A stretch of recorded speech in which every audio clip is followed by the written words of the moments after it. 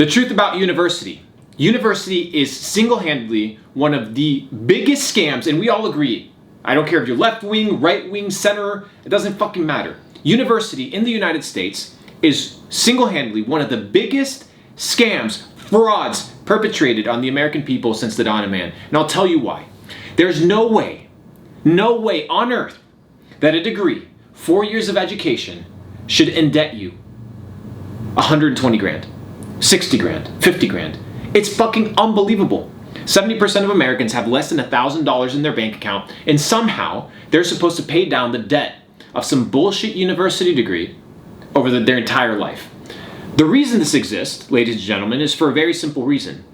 You want your workforce, as an institution, as a government organization, you want your workforce to be slaves. So what you do is you tell them you have to go through an accreditation process where you are accredited into the marketplace. This accreditation process will indebt you for the rest of your fucking life.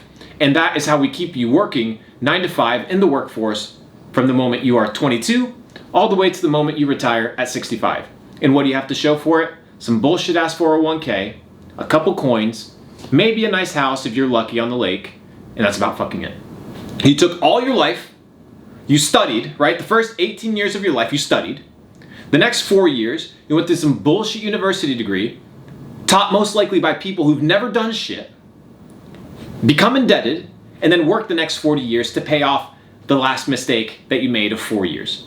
Does that sound like a sensible, intelligent life? The answer is no. And the beauty about the internet has democratized information.